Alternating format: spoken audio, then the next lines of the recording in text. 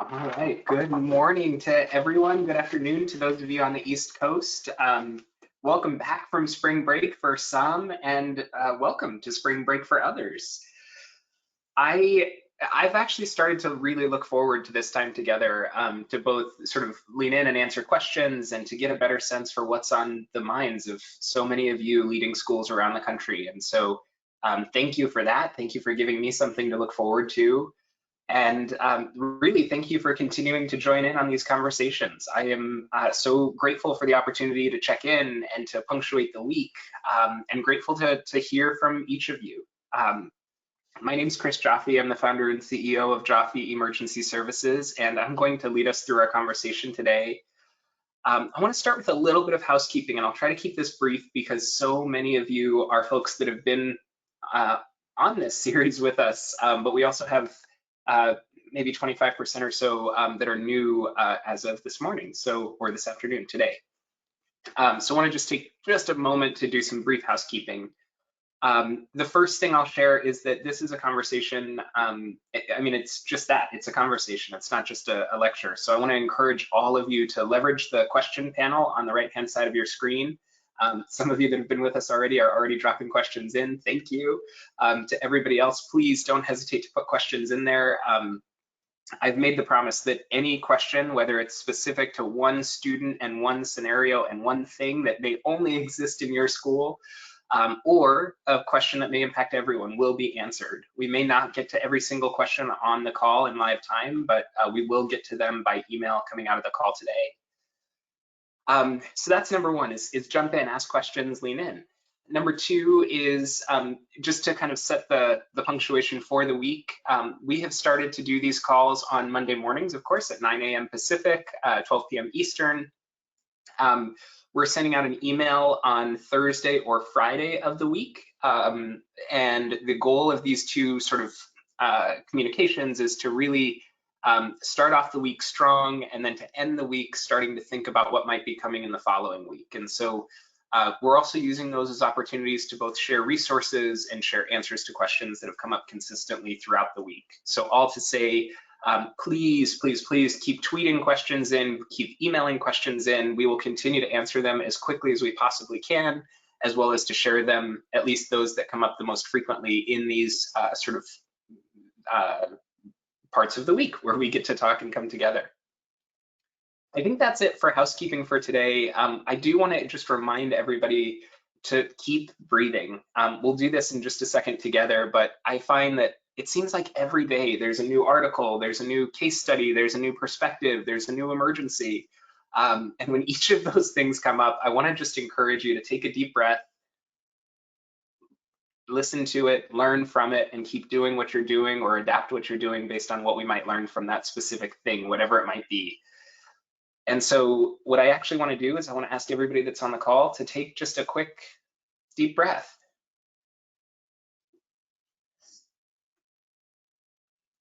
And if you haven't done it yet, I'll give you just another second or two.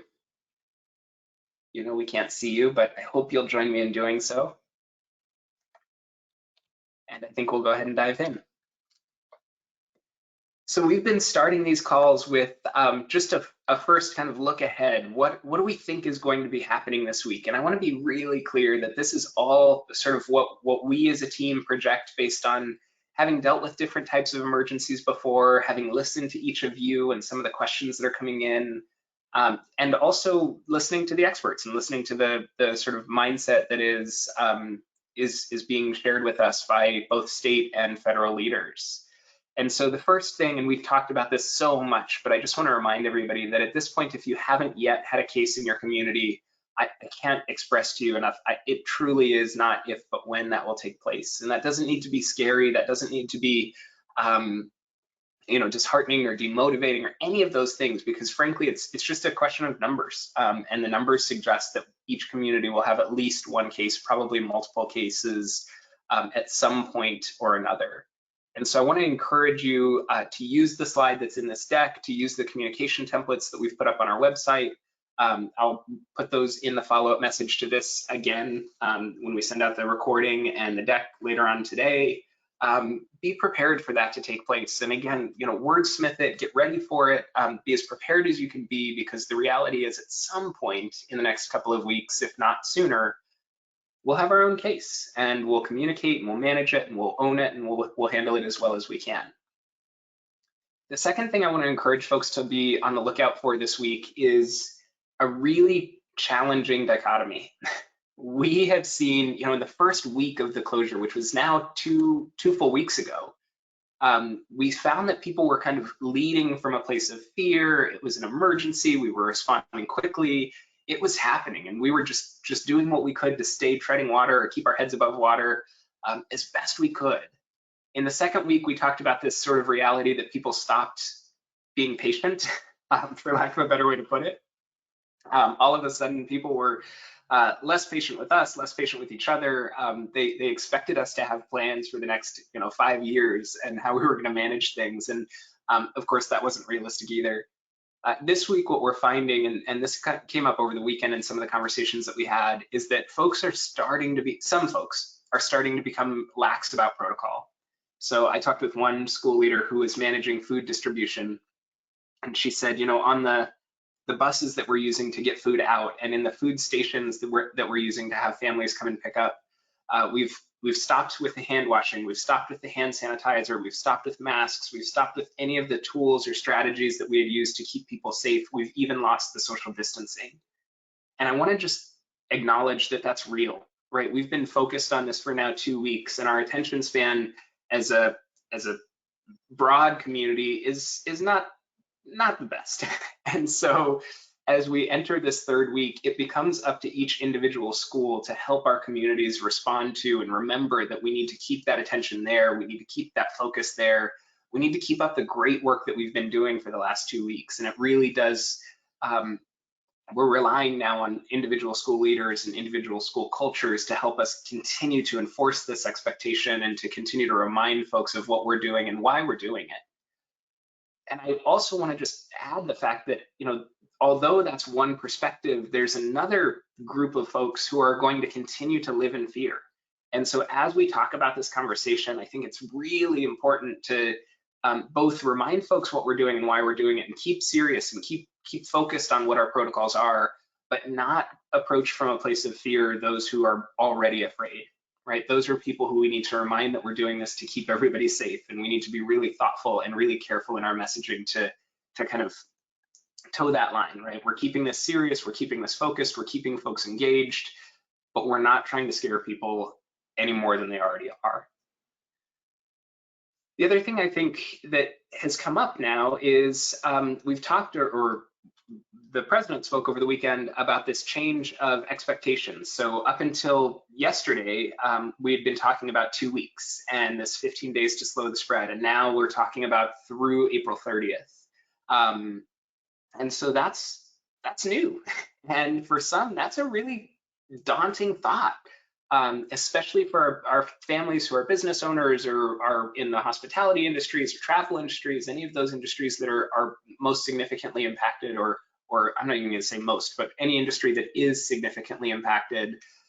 Those folks are going to have a difficult time with this. We on this call are going to have a difficult time with this because, again, we just keep learning these new realities. So what I want to encourage you to do is to acknowledge that, expect that you're going to get a bunch of questions about whether or not states get to do things differently, and we're going to talk about that today. But expect that you're going to have questions about that, you're going to have new fear as a result of that. Expect that new announcement, while we can argue whether it's right or wrong, it's at the very least going to have an impact on our communities, and we want to try to be on the lookout for that.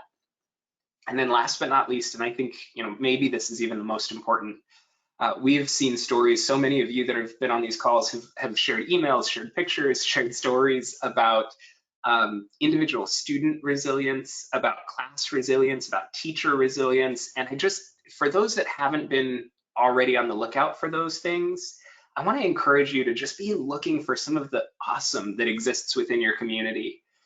There are teachers right now who are teaching in a fundamentally new way, and they're doing a phenomenal job. And there are students who are just totally engaged in a way that they haven't been before.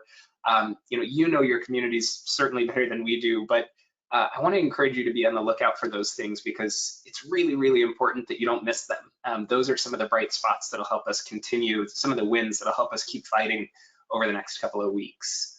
So those are the things that we want to encourage folks to be on the lookout for this week and to be prepared for, if nothing else, this week. I also want to offer that for those who are on the lax side of this, those who may be finding that members of your community, even if it's specific members of your community, are having a hard time staying engaged, we've put together a letter that essentially is to re-engage them. And I want to be really careful and really cautious. I'm putting this out there publicly, so you can do with this what you wish. But my goal in sharing this with you is to give you some ammunition, to give you some extra kind of horsepower behind your ask for people to continue to take this seriously. I also want to ask that you don't use this to scare people, because that is not the goal, but it is to remind people that this is serious and we do have to stay focused and we do have to keep working. And so in the follow-up, there's a copy of this. You can access it on Twitter. I think I shared it yesterday or Saturday. So you can access the PDF of it and you can share it with anybody who needs it. And again, once you have it, you can use it as you wish, but my ask would be that you use this to help keep people engaged, and that you use it as a strategy for a limited number of people who are starting to disengage or who are starting to lose focus when it comes to what is most important right now, which is continuing our social distancing, continuing to keep our communities as digital as possible, continuing to keep people off campus and from gathering, et cetera, et cetera. So again, this is really geared towards administrators, maybe a teacher or two, not supposed to be for parents or others, but it's yours to use, and I hope it's helpful. I won't belabor these points, but I wanted to, I'll just pause here for a second. Looks like Diane lost sound. Can others hear me okay? Okay, thanks, Sarah. Thanks, Pamela. Thanks, Jody. Awesome. All right. So we'll keep going. Diane, if you have any issues, just let me know, and we'll make sure that we get you a copy of the deck coming out of this call. Oh, great news, Diane. All right, so I won't belabor this point, but I did just want to remind everybody that's on this call, there's so many sources of information that are out there. I want to encourage folks to continue using the World Health Organization as one really good and sound resource. Certainly the CDC has put together some resources for schools specifically recently. There are some good resources that are coming out through various papers. Johns Hopkins has a great map. I mean, there's resources coming from everywhere. And that's really great. Annie just shared a resource. It's covid19.healthdata.org/projections. I have not vetted that resource yet, but we know Annie, so I imagine it's a good one. And so, we'll continue to keep resources published on our website, and I'll show you where that is towards the end of this call. But I would encourage folks to, again, really to do three things when it comes to these new resources that are out there. I think the first is take a deep breath, right? Again, every day there's a new one. Every hour it seems like there's a new one. There's a new link, a new thing popping up on our phones. Many of them are really good, but many of them may be either limited in focus or limited in perspective. And frankly, at some point, there's just too many even. The second thing I'd encourage you to do is to sort of read everything with a grain of salt first. And I know I'm not saying anything new there, but just, sort of interpret try to interpret what the purpose behind it is, see if you can fact check it, at least briefly. And then the third is I'd encourage you to get really good about sort of synthesizing the resources and avoid sending out every single resource to every single community member. I can't tell you how many emails I've gotten with, this new link, this new article, this new thing. And so, what I would encourage folks to do to help prevent that email fatigue is to synthesize things together either on a website or in a single email each week, and then distribute those resources out to the community at large, especially. Even valuable for your limited like crisis management team or command center to just kind of keep things as concise and cohesive as possible. So the first question I wanted to answer, and then I'm going to jump over to the questions that have already started to come in the question panel. But the first question, and I know there are quite a few of you who have asked this question already, is the federal government has said that the 15 days to slow, I think it's to slow the spread or to stop the spread, is no longer 15 days. It's really 45. We're going to extend it to April 30th. And so do we expect that states are going to follow suit? And I want to be totally clear, we don't know. It'll be interesting to see what happens. I think some states have already started to at least hint that they will follow suit. Other states, in some cases, they've already made decisions for a longer period of time, and some states just haven't gotten there yet. So here's what I want to encourage folks to be thinking about. If we don't know whether our state is going to follow suit or not, then what I would encourage you to do is to sort of take a step back and to think about the fact that in the next 2 weeks or so, we should start to see the effects of the social distancing play out. And so we should get a better sense for how significant of an impact we've had, or how substantial our impact has been through social distancing, through digital education, through some of the strategies that we've been implementing. And so right now, I think my big push to everybody would be, let's give it a couple weeks before we get too far ahead of ourselves and start to think about what the end of April, beginning of May, end of May are going to look like. I know there have been some folks who have said, I would rather communicate now what our expectations are going to be or what's going to be happening through the end of the year. And if you're one of those folks, then there's absolutely nothing wrong with taking the conservative approach and saying, we're going to do the most conservative thing we can through the end of the year, which is probably to continue social distancing, right? If you really wanted to communicate something that could be absolutely true and certain. But for others, I think it's really important that we keep kind of digesting this in 2 week increments, because the reality is things are changing really, really quickly. And so I don't think we need to make any decisions again, unless you have a compelling reason, and many of you do, or may at least. But unless you have a compelling reason, I don't think we need to make decisions that are about anything further out than about 2 weeks right now. So I would encourage you to keep kind of interpreting what's happening, keep learning about what's happening, keep listening, and stay tuned for what's happening. And then let's see where we are next week. Let's see where we are the following week before we get too far ahead of ourselves. And I know that that's not a good enough answer for a handful of you that are on the call, maybe most of you even. And so the other sort of data point that I would offer is that we have seen so far states like Kansas and California, Ohio and Maryland. I'm citing specifically the states who have made decisions about schools. We've seen those states make the decisions first, and then over the course of the next week or so, other states have followed suit. And so if you absolutely can't resist and you want to start to project ahead what's going to happen, I'd encourage you to keep an eye on what those states have said or are doing. I can tell you California hasn't made any sort of public statement quite yet. I think the official date for California right now is April 19th or April 20th. Each of these states has a little bit of a different sort of approach. But I would say if you really have to start to look ahead, you can look at what those 4 states are doing, and that'll at least give you a sense for what might be coming out in your state or throughout the rest of the country. Right now, there hasn't been an edict that we know of where the federal government has said that states must comply one way or another, but certainly it would be conceivable that others would start to at least sort of inch out to that April 30th date. So I'm going to jump into the question panel. There's some good questions that have started to come in already. Oh, wow, I didn't scroll. There are a ton of great questions that are here. Okay, so let's see. The first, this is a logistical one. So Meg, and for everybody, yes, we are going to be sharing out the recording as well as the PowerPoint deck. All of the links that are in this document are all hyperlinked, so you can access them all at your own time. Meg has a call with the Department of Public Health, and so she needs to jump off here pretty soon. So yes, you'll be able to access all of this later on. Thanks, Meg. This is from Karina. So Karina, this is a great question, and it's one that a lot of you have asked. And for some, I know this may be repetitive. For those of you that are newer to this call, this will be the first time you're going to hear this perspective. But Karina's question was, how soon should we communicate COVID-19 cases? How soon should we communicate a positive test result? And I'll tell you, this is the question that is coming up most consistently, and there are a few different permutations of it. So I'll take a couple of minutes here to talk about this.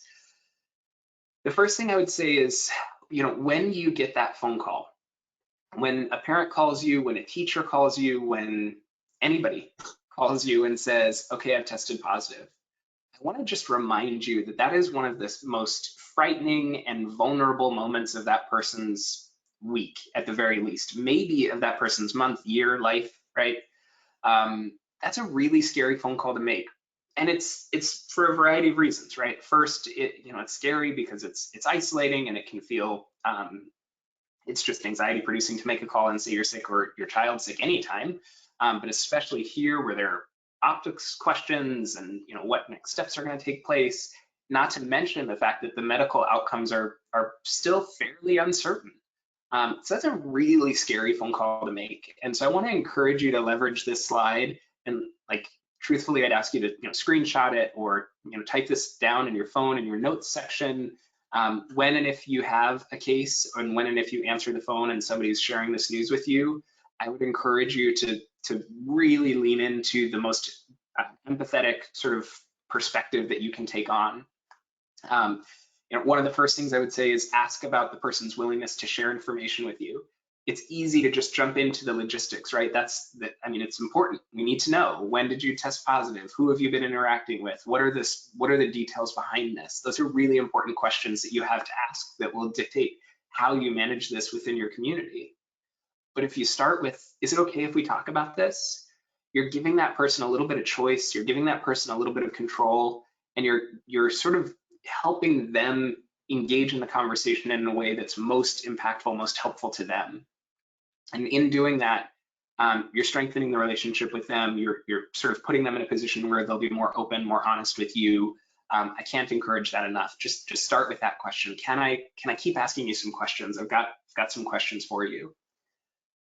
The next step is we do have to communicate it. The gist of the communications at this point has really evolved. At the beginning, it was a little bit more sort of emergency driven or reactive. At this point, the communication is, look, we expected it, it happened. We've already taken an abundance of caution by cleaning and by doing all the work that you've been doing, by closing campus, et cetera, et cetera.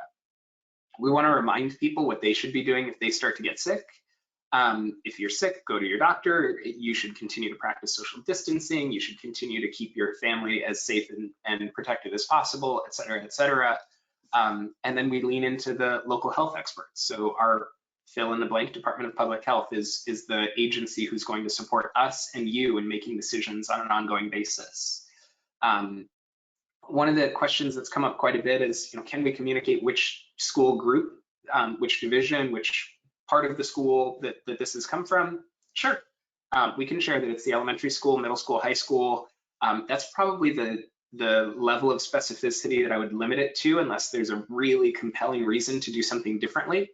I've had a couple of cases where a student was returning from a trip, and if it were a 6th grade trip, then you could certainly say one of the students on the 6th grade trip, right, if we had to. But I try to keep the information as broad as we can. The second question that comes up, and this back to Karina's question, is how soon should you communicate?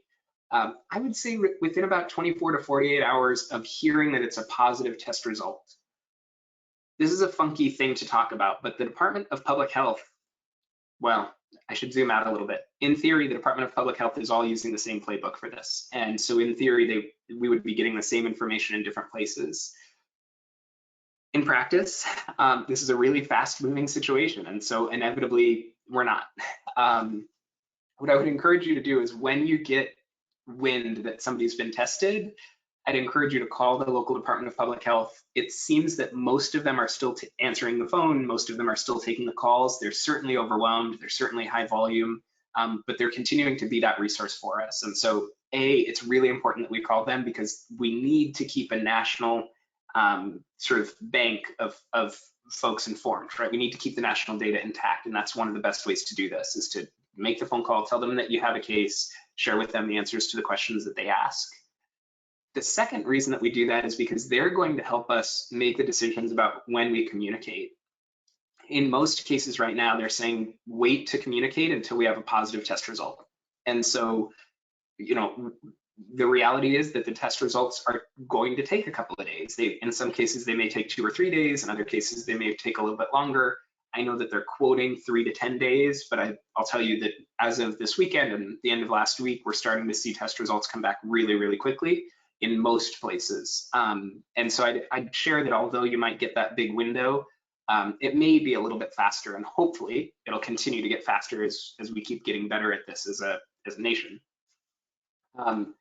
So I say all of that because if you have a positive test result, then you'll probably get the council to communicate. If you don't have a positive test result, but you have somebody who you assume has it, you may get different information, you may get different direction. And to be honest with you, you'll probably get different direction today from the same person or the same team that you would, call on Friday, and they'll have a very different set of expectations or next steps for you then. And again, that's not necessarily a flaw of the system as much as it is representative of how quickly this response has evolved and is continuing to evolve. And so I want to just call that out, that like there is a little bit of what feels haphazard feedback or responses or communication coming out of these agencies. And I want to encourage everybody to give them a little bit of patience, a little bit of extra grace, because although that's certainly possible, and I've experienced it, it's happening. It's also very possible that these folks are actually giving different recommendations, by the hour, by the day, certainly by the week. And so I want to encourage everybody to be aware of that.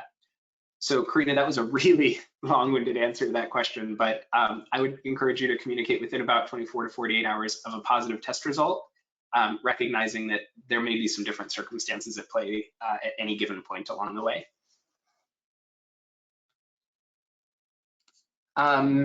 Annie, this is a good question. So how does HIPAA apply to disclosing? So HIPAA is a really interesting thing. HIPAA theoretically protects medical records, and specifically HIPAA leans in when we're tracking medical records through technology. And so there's some questions as to how HIPAA does or doesn't play out, but at the very least, privacy laws do exist, and right, whether it's HIPAA or FERPA, or we just have student privacy that we respect and we don't want to be in violation from, there's no question that we need to be respectful of people's privacy. So what I would tell you is that HIPAA prevents us from telling which student, or I should say privacy laws prevent us from telling which student, and privacy laws prevent us from telling anything that would be identifying. So I can't say the 6th grade student who is 7 feet tall, right? Or anything that might, where somebody could interpret who that person might be. But if I'm giving information about what's impacted a specific division or a specific part of our school, then we do have the capacity and the flexibility to share that information. So that's typically the counsel that we're providing on that. It's a really good question.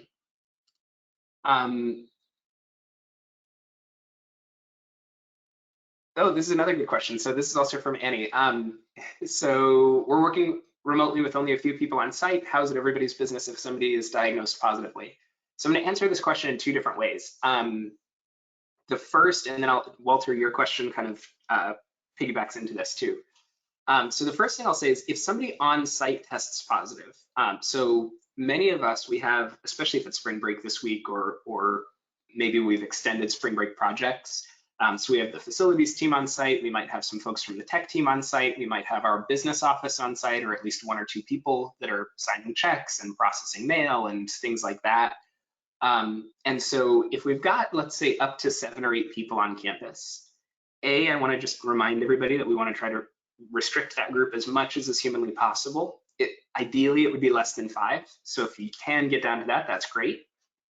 But if we have that group, let's say it is 5, who are on campus and one of those 5 tests positive, then it is really important that we communicate to that group that one of them tested positive, right? Somebody who was on campus within the last 72 hours tested positive. So that's really, really important. One could argue that the entire community doesn't need to know that because the entire community wasn't present. And I think this is where it becomes a school by school decision.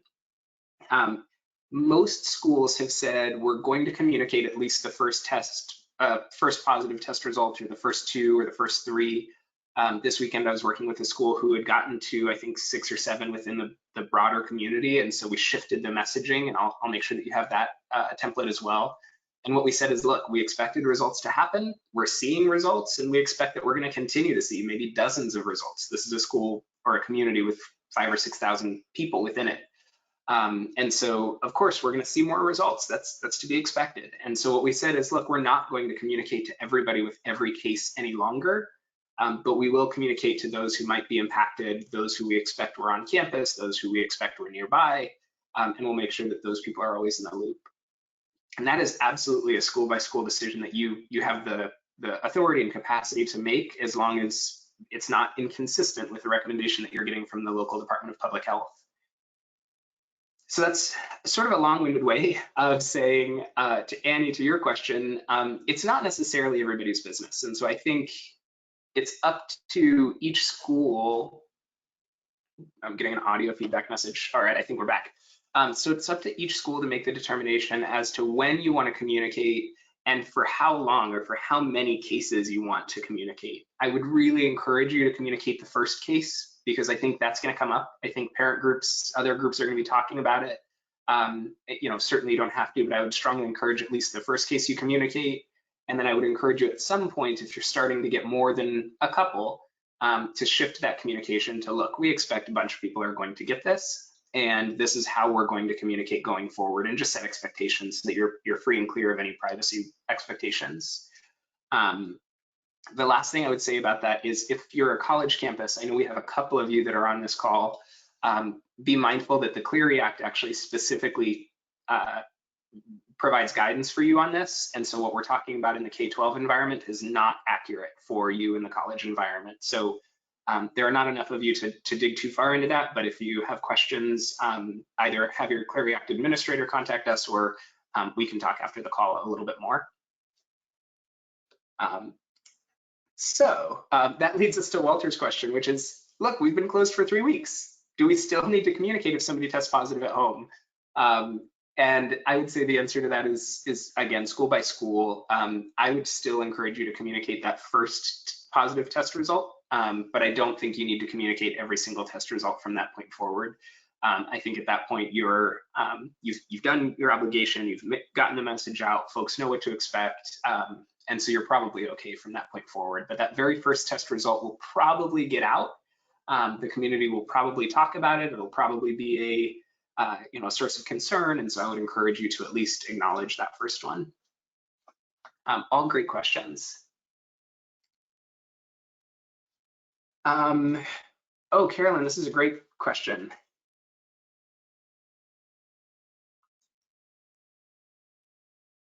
Yeah, okay. So Carolyn's question is about contact tracing. So first, to share a little bit about what happens here, and Carolyn, I actually have a slide that I'll share in just a second that will look familiar to you. But first, to kind of talk about what contact tracing is. So once a positive test result takes place, the Department of Public Health or the CDC will sit with that person, and they'll do an interview, and they'll say, who are the, by the way, they'll do it either virtually or they'll do it with tons and tons of PPE, so they're safe. But they'll do this interview and they say, where have you been over the course of the last week or 14 days? And then they'll build kind of a roadmap of where that person has been, who they might have been exposed to.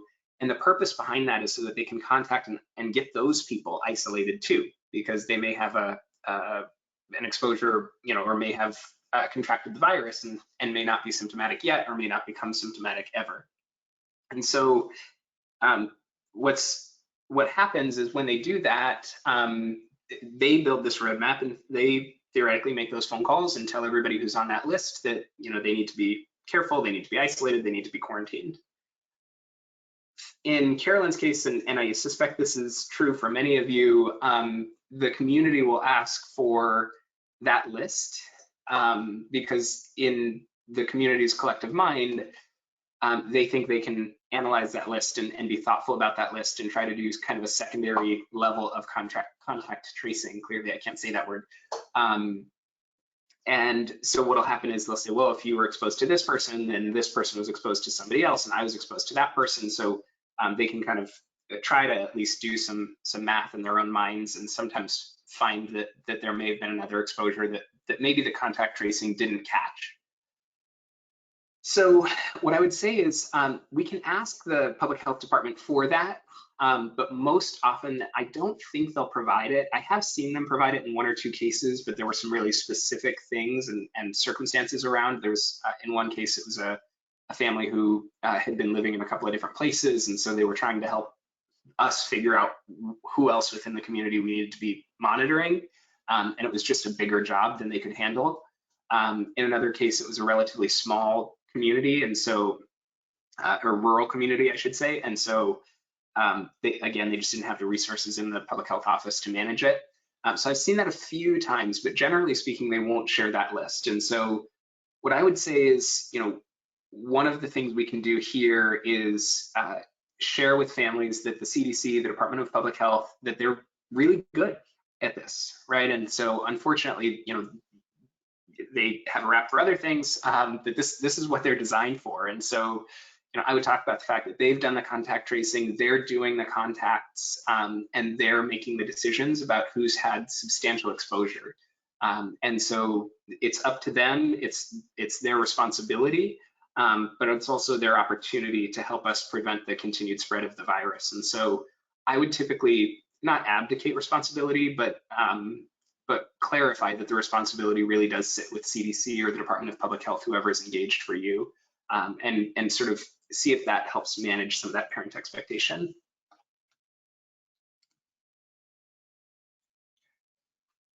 Scott, this is a great question.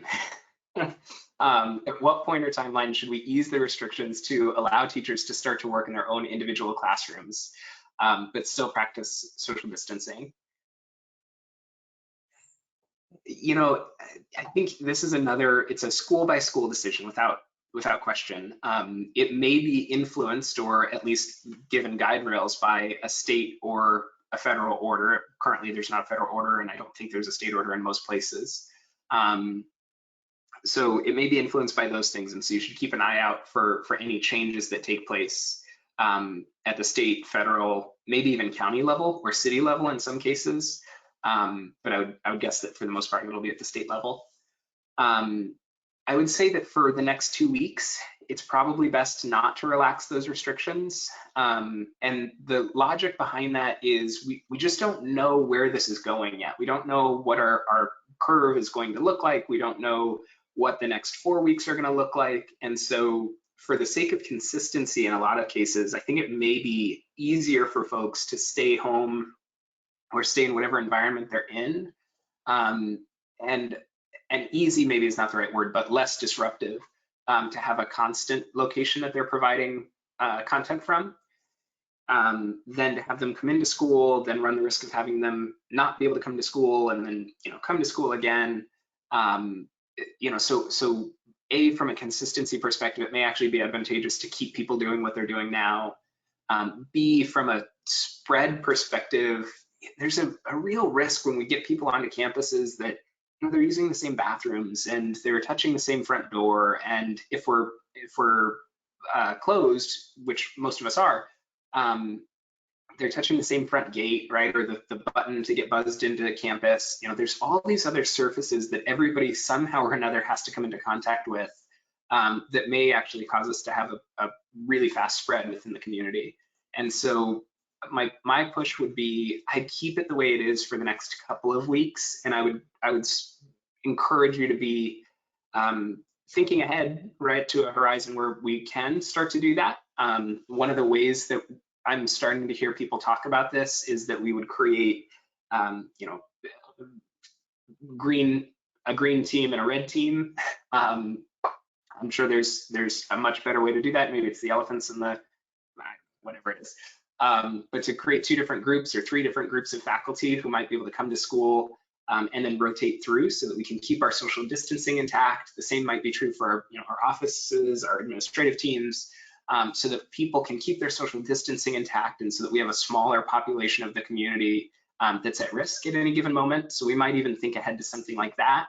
But for the next 2 weeks, my strongest recommendation would be to keep everybody kind of doing what they're doing, embracing the consequences of that. I recognize those are real. And let's just see where this goes over the course of the next couple of weeks before we start making any significant changes.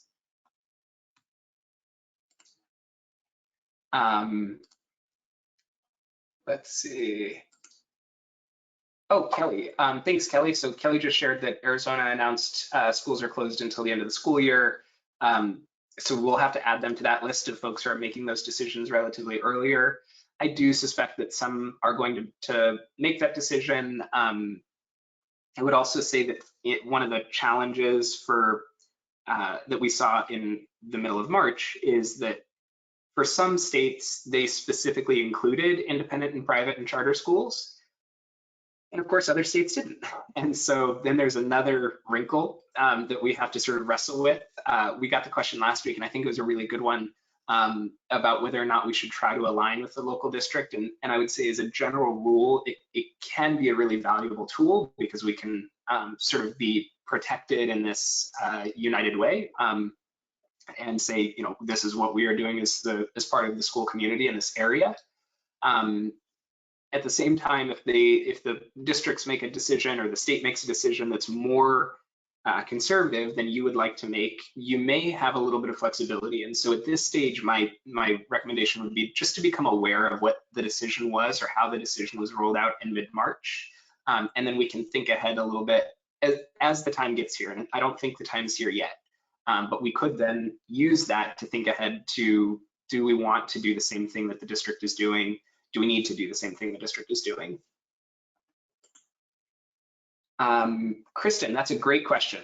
So shouldn't the doctor who tested the patient be responsible for sharing the data with the Department of Public Health? Yes, absolutely they should.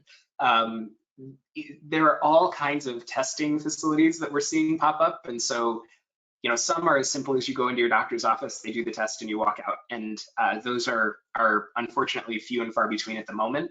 Many are in the hospitals, many of them are, we're seeing these drive-up stations. But I suspect we'll see more and more of those. That seems to be a big focus for the sort of community-wide initiatives that are taking place right now. So yes, in theory, those people should, wherever somebody gets a test, that test result should be shared with the Department of Public Health and it should be tracked to that specific person. I would say, out of an abundance of caution, I want to encourage schools to continue to make that call and share that information in case it doesn't get there for one reason or another, or in case there's a bottleneck in getting that information there. I also want our schools to be calling because the Department of Public Health may have other specific recommendations that they're providing. And again, one of the challenges is we can't necessarily project what they're going to be telling us to do tomorrow, and certainly not next week, because things have been changing so quickly. And so my push would be to keep making those phone calls, to keep having the conversations, because information is changing on an ongoing basis. And so that's really where that push comes from. But yes, hopefully, when that person is receiving a positive test result, they're also the doctor or the test facility, whatever that might be, is also sharing that information with the Department of Public Health. That's a great question. All right, I'm going to jump away from the questions in the panel for just a second. I have 2 or 3 quick things I wanted to share with you. The first is this idea of temperature screening. So quite a few of you have reached out and said, can we do temperature screening? Can we do that in order to allow our business office to come to school? Can we do it to come back to school even? And this is just a very, very brief summary. And again, this will be in the documents that we share. The link to the infrared thermometer that's there, it's a live link. It's just to Amazon. It's nothing fancy, but at least it'll give you a sense for what this all looks like. The purpose of this is I wanted to share out loud that that there is a conversation that's taking place around temperature screening. And could we do it? Absolutely. Could we do temperature screening as one strategy to rule out people who might have coronavirus? Absolutely. But it is so critically important that this is only one of the strategies that we're implementing, and that this is in addition to social distancing, that this is in addition to sort of good conservative decision making. And it's also really important that we're using this only if it's so critical to bring people back together. An example I'll give you, the manufacturers of N95 masks, the manufacturers of ventilators, the people who just discovered that they have become manufacturers of those things. Those are critical infrastructure, right? We have to have people there to run those machines, to do those things, whatever they might be. And so without a doubt, we have to have people come together. And that's a really good example of a group of people that you might want to use temperature screening for, to say before they come into their building, do they have a temperature? And that would be one strategy for screening out people who may have coronavirus or just be sick in general. At the same time, screening less critical functions, less critical people, or really screening anybody. It's not a perfect science. We can trick the thermometer with Tylenol. If somebody can take Tylenol and reduce their fever. We can trick the thermometer the other way by having the heater on. For those of us that are in cold parts of the country, when we get out of the car, we've had the heater on this whole time, our bodies are just going to be warmer. We can trick the thermometer by working out. There are all sorts of ways that can be sort of inaccurate. And so the big takeaway that I want to cause with this is just to say, yes, this is an option. Yes, it's an option for really, really critical things. But I would encourage you to be really, really conservative when it comes to temperature screening. And then the bottom point is just a little bit of perspective. So the CDC is offering that 100.4 is the fever threshold for coronavirus and just in general. For folks who are on the older side, they tend to have fevers differently than folks who are on the younger side. And so a lower threshold should be implemented. And so we're putting out there 99.2. The CDC hasn't put out a specific recommendation for that. Whatever you choose to go with, it should just be a lower threshold than for folks who are on the younger end, because the older folks are, generally the lower their fevers tend to be. And then one other piece that I wanted to offer, and again, these slides don't feel like you need to read everything here. We will share these out. The way we've done a lot of these is we're just taking things that have come up in conversation or in questions that we've found folks are asking quite a bit and that we're answering quite a bit. And so we try to give you as much context as we can. One of the questions that I've seen come up quite a bit in the last maybe 96 hours really is this idea of support groups. If parents are feeling like they're having challenges as they handle a positive test result, or if teachers are starting to see positive test results and they're struggling, if kids in the community are struggling, this is just a slide that'll give you a little bit of perspective for how this can work and some of the best ways to lead a support group or to engage in a support group that's taking place. And I think the one big takeaway here is this is not a school-based emergency. This is not an emergency that's caused by or influenced by our schools. And so, well, maybe it is influenced by our schools, but it's not. It's a little bit different than our traditional emergencies. And so we don't necessarily need to be in the same leadership role here. If you don't feel like doing a support group is appropriate, it's probably not. And you can certainly encourage parents to have that and have that be something that they do themselves. On the flip side, if it feels like that would be inappropriate and you feel like you really need to have a voice in the space, this is at least a kind of guideline for how to have that conversation and how to have it be as productive and successful as it can be. And most importantly, I think it's a constant reminder to breathe, to check in, and to stay focused on what are the things that I can do that would actually cause an impact, positive or negative, around me.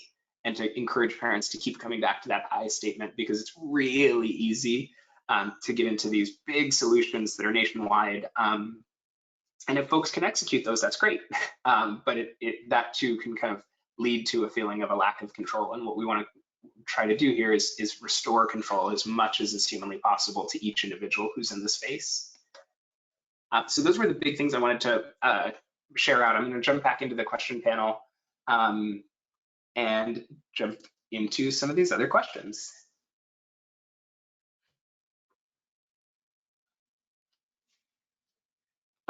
This is from Cassidy. Cassidy, this is a great question. It's back to communication. The question is, do we have an obligation to report positive cases while we're not currently on campus? It feels a little irrelevant or redundant. I don't think we have an obligation. I think different schools are choosing to respond differently, which is okay, unless there's a specific direction that's come from the Department of Public Health or the CDC. And again, just because that direction hasn't come out today, like, sort of stay on the lookout for it. It may change. We may get that directive later this week or next week or a month from now. But as far as I know, there's not been a directive. And so I don't think it is a requirement by any means. Again, if you're a college campus, that's different. The Clery Act requires that you do communicate. But for our K-12 communities, I don't think we have an obligation. I don't think we need to. I think the benefit to communicating really is more about getting the message out there and owning the message and preventing it from being a rumor, and then being able to stay in control of those rumors as they do happen. But I don't think there's an absolute requirement by any means for us to communicate. I think that's a good question. Oh, this is interesting. So this is from Shannon.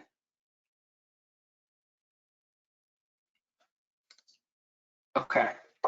So Shannon's question is, our teachers are working every day to provide distance learning, because we don't have any positive cases in our county. And so I interpret that to mean that her teachers are actually on campus. It looks like less than 5 are on campus at any given time. If and when a case is confirmed in our county, do we have to go completely remote? Oof.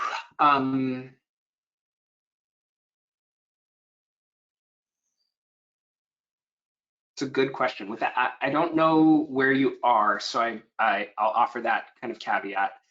I would say probably, and many of you that are on the call, if and this is true for you, Shannon, if you aren't able to do what you're currently doing for one reason or another, it may mean that you're going to paper packets and collecting those and all of the challenges that go along with that. I've seen many of our communities that don't have the capacity to use internet or just simply don't have enough internet in their areas, whether it's because they're rural regions or because students don't have access, et cetera, et cetera.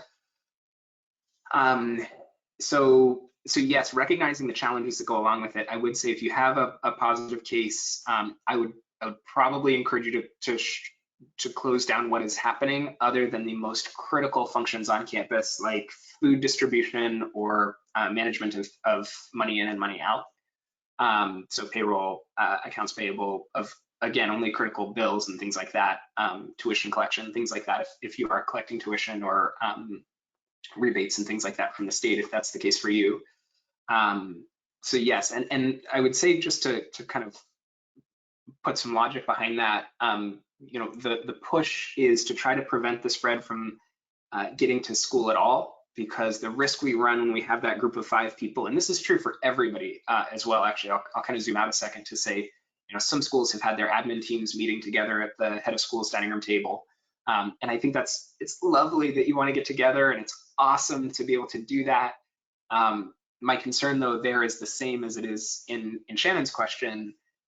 If one of those people tests positive, then that contact tracing that we talked about earlier would take place, and every single person would be pushed into a dictated quarantine. And so I think the risk we run anytime we bring groups together, even if it is just 2 or 3, is a forced quarantine of some sort down the road, or worse, somebody in that community or more than one person in that community becoming sick. And so my push would be to close down, and frankly, I'd probably suggest you do that sooner than the first case. Again, depending on where you are, and we can chat offline a little bit, or if you want to chat in where you are, that may influence this thought.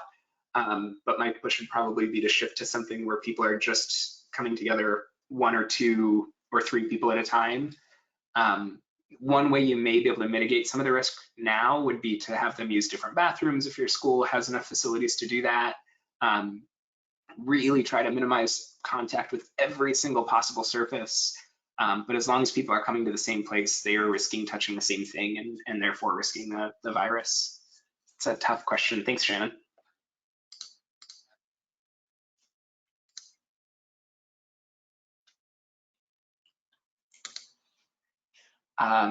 Okay, so rural part of California. Yeah, so I think that's probably true for anybody who's in that bucket.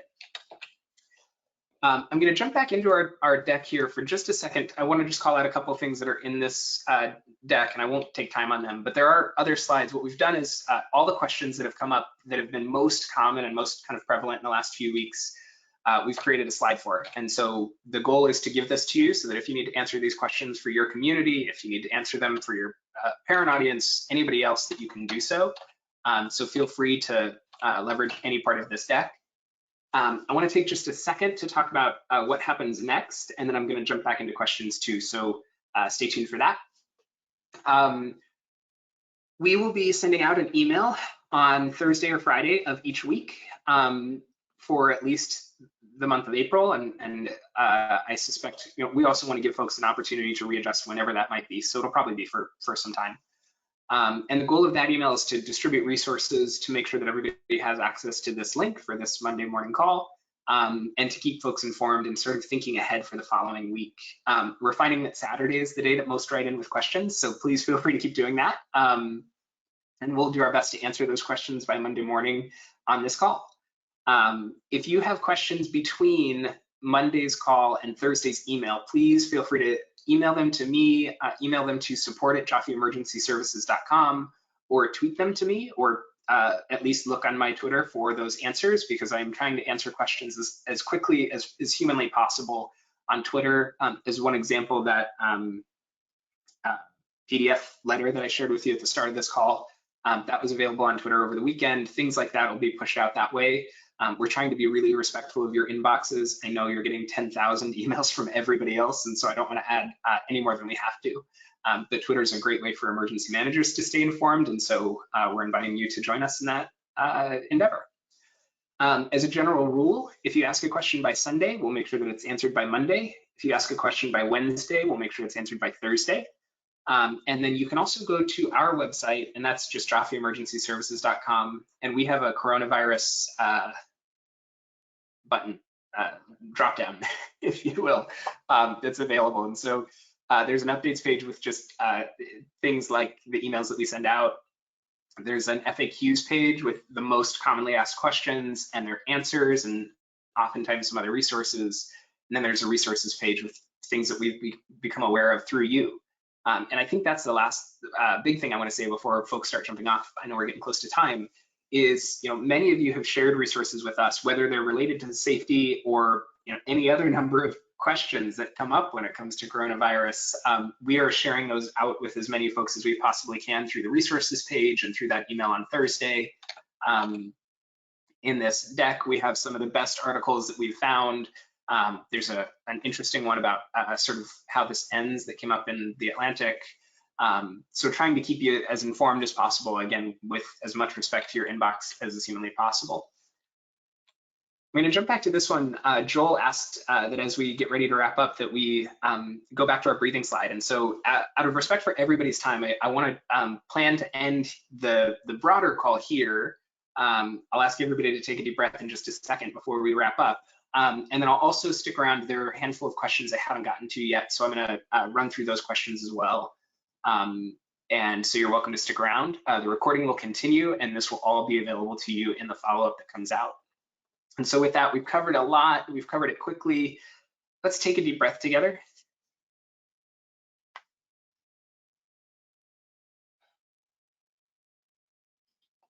And let's tackle this week. There's no question it'll be a challenge. There's no question that we'll have new wrinkles that pop up. But we can keep doing this together as we have up until this point. So thank you to everybody who needs to jump off now. I hope you have a great, healthy, and safe week. For those that can stay with us, I'm going to take a look back through these questions and keep working on them.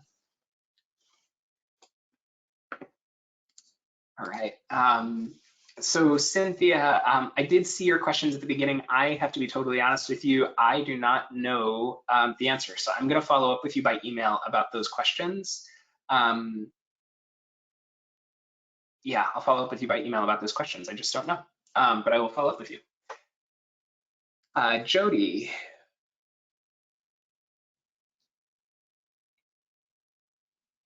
Oof, Jody, that's a good question. Let's see, Jody, are you with us? Yeah.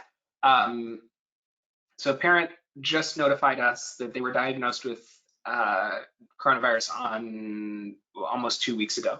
Would a letter of exposure be sent out to the community? That's a good question. I would probably, if that's the first case in your community, I would probably go ahead and communicate. You don't necessarily need to communicate that there was a delay in our notification. Let's actually, Jody, I'll follow up with you. We can talk a little bit more one-on-one. I think you're correctly kind of balancing two challenges here. The first is I don't want to create a witch hunt by saying that that the parent didn't notify us right away.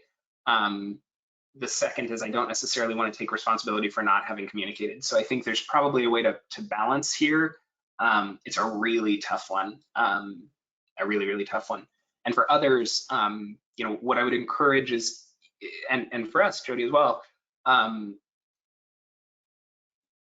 any communication that is going out that's around a different topic or that's not at least a notification of exposure, I would remind folks to keep contacting you, in your case is the nurse, or if you don't have a nurse in place, maybe it's the front desk, maybe it's the assistant head of school, maybe it's whomever it might be. I would encourage folks, try to find as many ways as you can to encourage folks to share that information with us. Of course, the sooner we know, the sooner we can do something about it. And so I recognize that probably quite a few parents will fall in the same category of just not notifying us. And to be honest with you, there's sometimes nothing we can do to prevent that. But as much as we can try to remind folks to get us that information, I think we ought to. And Jody, one of the things I'll try to dig into with you is if there's anything that we did unintentionally, I imagine, that might have led to the parent not sharing that information. I wonder if there are things that we could share with others or even learn from ourselves to try to get that information faster. But we'll chat a little bit later on. Great question. Cynthia, this is a great one. I missed that earlier. I'm going to put that in the same category. We have gotten quite a few questions around the employment-related issues. So things like, do employees qualify for unemployment? And if so, what does that look like? And how does that impact our school? And is there tuition available, tuition reimbursement or insurance type funding that's being made available by the government? And unfortunately, most of those questions are a bit outside of our lane. We deal with them on the business continuity side on the front end, but especially given how quickly this is moving, I hesitate to give you an answer, A, because I don't know, and B, because I'm fairly confident that even if I could find a good answer today, that it might be a different answer tomorrow. So I'd say all of that to say that I think I'm going to try to connect you with a resource. I think we have somebody who we can connect you with. And if anybody else has a really great resource for that, actually, Cynthia, what state are you in? Let's just see. I can't see it quickly. But if anybody else has a great resource for unemployment-related issues, et cetera, especially if you have nationwide resources, please don't hesitate to share those with us. You can even drop them in the chat panel here. We always connect folks in California to LCW. They're phenomenal. So depending on where you are, we'll connect you to the right folks so that you can get those questions answered.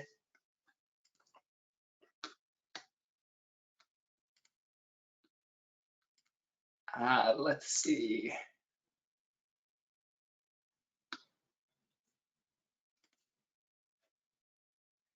Trisha, that's a great question. Let's see, are you with us? Yeah, you're still with us. So Trisha, first, hi. I think most are, Trisha's question is, are other campuses allowing faculty and staff to have access to come onto campus if they want to, or should that be limited? And And I would offer that I think most folks in your neighborhood especially have been really, really limited about that.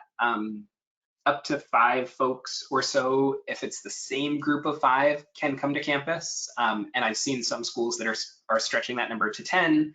I think the number that the federal government is offering is 10, that we should keep groups to 10 or less.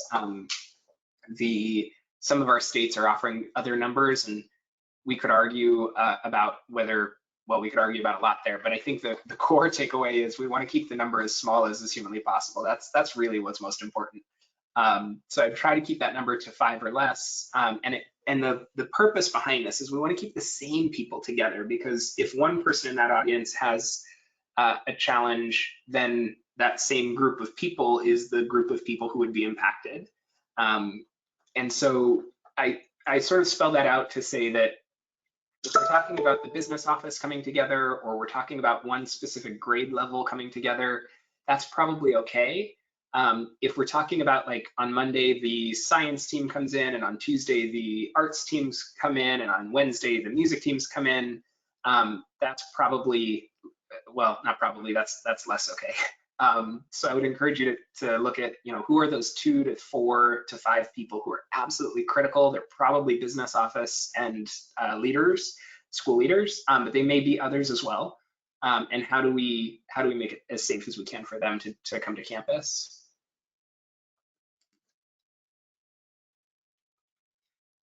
Walter, this is a great question. The dates in the US are changing, I'll say. How do you react to that? The short answer is I keep coming back to this idea that we don't know, we don't have the data, the experience, the knowledge. And I don't just mean at Joffe, I mean sort of as a nation. We just don't know how to project out what's going to be facing us 4 weeks or 6 weeks or 12 weeks from now. And so my big challenge to each of us is to keep looking ahead to probably the next 2 weeks. I think that's a span of control that we really do have. It's reasonable to think that we're going to have the knowledge, or that today we have the knowledge about what things are going to look like 2 weeks from now. And I think we can project with a reasonable amount of accuracy what we're going to be living with 2 weeks out. I think it's really tempting, and especially educational leaders, it's tempting for us to look ahead and to say, well, what does next year look like? And what does 22, 23 look like? And we could really go out there. But I think as the further we get out, the less certainty we have, the less accuracy we have, and therefore we're making incomplete decisions. And so I know that there are some that need to make decisions now. And if you're somebody who has to look at graduation cancellations because certain dates are pending, I think that's in a category of things that it's probably time to start at least thinking about. But if we're talking about where we come to school 4 weeks from now or 6 weeks from now, I just don't think we have enough data or enough knowledge to make that decision. And so my push would really be, let's talk about the next 2 weeks, and let's approach those subsequent weeks as we get a little bit closer to them. It's a good question, Walter. I appreciate it, and I know that's a crummy answer for what it's worth. I keep reiterating it in hopes that it's helpful to folks to know that you're not alone in that. Right? We're all kind of trying to figure out what does next week look like, what does the following week look like, and I hope that that's helpful. I know it is sometimes for me just to know that others are in that same boat.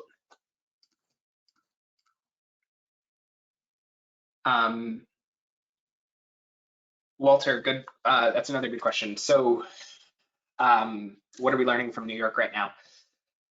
I think there are a handful of folks that are on the call from New York, so feel free to correct any of this. I talked to a few folks both in healthcare and in schools there in the last few days, and I think they're still in it. And so I don't think we're quite to a point yet where there are lessons learned from a systemic or educational institution perspective. I think there's some things that they've learned on how to treat and how to care for patients, and there's some really great things there. But I don't think there's anything that translates really to our world that is ready to be learned quite yet. But I think we're getting close. I think we're getting close. So again, for folks that are in New York, feel free to chime into that, add to that. perspective. Justin just shared that Marin County schools have made the decision to close until May 1st. So for those of you in California, the Marin County schools evidently have made that decision. Again, I haven't vetted that yet, but we know Justin, he's great, so I'm sure that's true.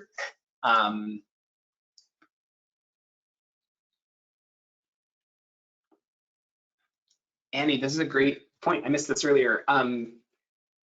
So if you're, really for everybody who's on the call, if you can cite the source of information that you're going to use and start talking about that, that's a really valuable strategy, or potentially at least a really valuable strategy. So to put some context behind that, I think, Annie, what you're talking about is like, if I know that I'm going to make my decision in line with what the public school district around me does, then there's nothing wrong with saying we're going to follow the lead of the local district. Or if I know that we're going to make the decision based on what the governor says, or what the mayor says, or what any specific layer of government say, certainly you could share that as well.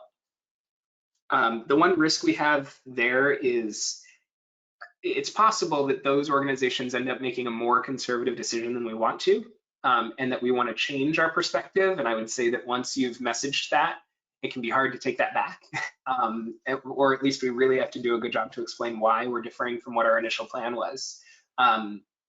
So it may be that internally you have that conversation and then externally you don't. For others, it may be that you take that risk. I don't think it's a significant one by any means, so may very well be worth it. And yeah, I think it's a great point to at least know what your sources are for how you're going to make that decision. And even if you don't share it with anybody at all, you just know it in your own mind, you're that much more equipped and much more prepared when the decision comes down the line.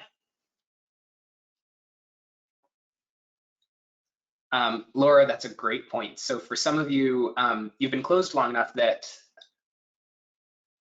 oh, is that true?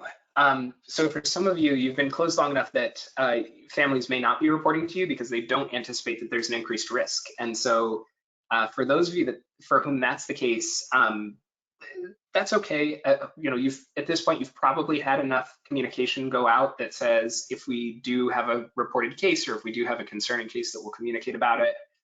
My hope is that you'll stay on top of the fact that if a person who's coming to campus tests positive, that that creates a different set of expectations for those other people who are coming to campus. And again, that might be facilities, the tech team, the security team, that might be it. But it also might be vendors if you're doing spring break projects, if you're doing any construction, and then also people like plumbers and electricians and roof workers and all the other people who may just come to campus to fix and troubleshoot individual issues. All of those folks are folks who are now coming together, and folks who are now part of that potentially affected group should one of them test positive. So really, really important to stay on top of that. And then Laura, this other point that the local Department of Public Health isn't tracking anymore, that surprises me. So I would would you let me know where you're from and what department that is?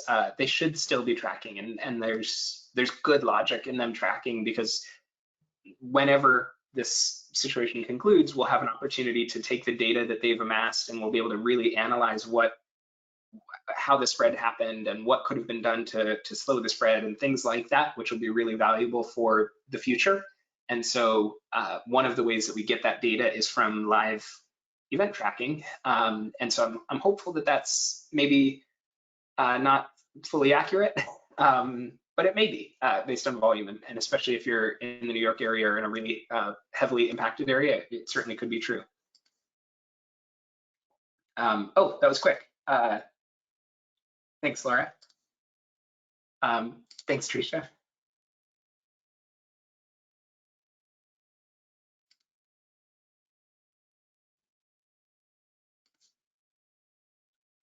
All right. Travel. Ooh. April, this is a good question. Okay, there are a couple last questions. So April, first 2 years, are we allowed to travel across state lines? It's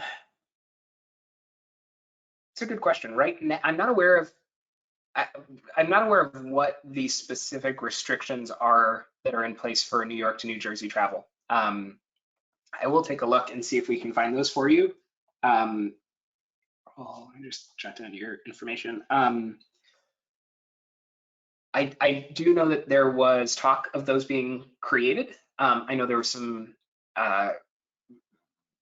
different opinions around whether or not those would exist and what they would look like and what states would be impacted and yada, yada, yada. But I don't know of what the actual outcome of that was, or if that outcome has been created yet. I would say whether it's state lines or not, right? So the government may have issued an order as to whether or not we can cross state lines or whether or not we can cross county lines and all that jazz.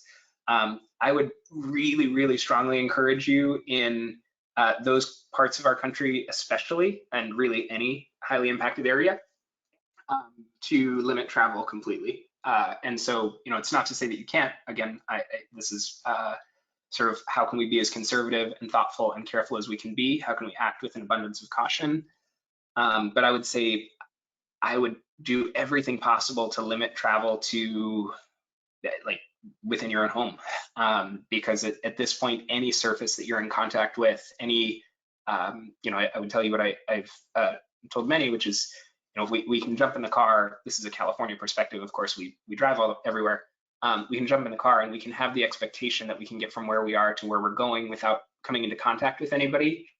But the reality is, if we get in a car accident along the way, or if we have to stop and get gas, or if we get a flat, all of those things are things that would cause us to come into contact with somebody else, or maybe even cause us to have to, go to a hospital or go get medical care, all of which are things that are really tough to do right now. And so there may be critical requirements, right, and things like payroll or food, or food distribution, that is, or collecting tuition. All of those are things that are considered essential, right? They're essential functions. We have to keep doing them, or else the school can't continue, or community can't continue. And so you do have the capacity in any of the orders that are created. You always will have the capacity to manage essential functions, but I would try to reduce the requirement of those, and I would really be thoughtful about who it is that's carrying out those essential functions, because those are some dangerous ones right now. There's just no way around it. But I will look. I will look to see if I can find the specific travel requirements or bans or anything like that that may exist for New York. Thanks for sharing that perspective. Wow, you've got your hands full. I am gonna just take one last question that I just saw. Where did it go?